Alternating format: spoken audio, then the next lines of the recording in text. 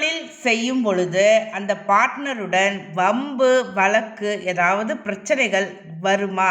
அதை நம்ம எப்படி தெரிஞ்சுக்கிறது? அதைத்தான் இந்த பதிவில் பார்க்க போகிறோம். ஜாதகத்தில் ராசி கட்டத்தில் லக்னத்திலிருந்து எண்ணி வருகின்ற 6ஆம் வீட்டு அதிபதியும் 7ஆம் வீட்டு அதிபதியும் இணைந்து இருக்கணும். அவங்க எங்கே இருந்தாலும் சரி, நிச்சயமாக கூட்டு தொழிலில் அவங்களுக்கு பிரச்சனைகள் வரும்.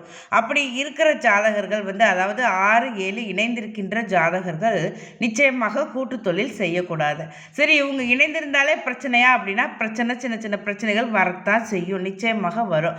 அது பெரிய அளவுக்கு சக்ஸஸ் அப்படிங்கிறது இருக்காது. அவங்களால நம்பிக்கை துரோகம் சந்திப்பதற்கு வாய்ப்பு இருக்கு.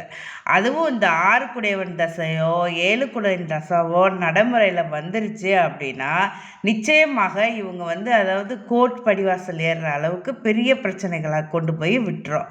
அதனால 6, 7 இணைந்திருக்கும் பொழுது அவங்க கூட்டு தொழிலில் இறங்கக்கூடாது. அது மட்டும் அல்ல, இந்த 6, 7 இணைந்திருக்கும் பொழுது கணவன் மனைவிக்குள்ளேயே பிரச்சனைகள் உண்டு. அடிக்கடி பிரச்சனைகளை, அதாவது விவாகரத்து வரைக்கும் கூட போயிடுவாங்க. அந்த அளவுக்கு பிரச்சனைகளை சந்திப்பாங்க. சரி, விவாகரத்து 6, 7 இணைந்திருக்கிற எல்லாருமே விவாகரத்து பண்ணிடுவாங்களான்னா இல்லை. அங்கே குரு பார்வை இருந்ததுன்னா ஓரளவுக்கு விமோச்சனம் உண்டு. ஆனால் 6, 7 இணைந்திருக்கும் பொழுது கூட்டு தொழில் பண்ணுனா பிரச்சனை தான். திருமண வாழ்க்கையில் சண்டை போட்டுக்கிட்டே அப்படியே நகட்டிக்கிட்டே போயிடுவாங்க. அதாவது நெத்தம் சண்டையாக இருந்தாலும் ஓரளவு ஒரு கட்டத்தில் சமாதானம் ஆயிடுவாங்க, குரு பார்வை இருந்தது அப்படின்னா. ஆனால் அந்த 6 கூடிய தசாவோ 7 கூடிய தசாவோ நடைபெறும் பொழுது தொழிலில் மட்டும், அதாவது கூட்டு தொழிலில் மட்டும் அல்ல, கணவன் மனைவிக்குள்ளேயும் பிரச்சனைகள் இருக்கும். வம்பு வழக்கு விவாகரத்து அப்படின்னு கோர்ட்டு கேஸுன்னு ஏறி போகிற மாதிரி நிலைமை உண்டாகும்.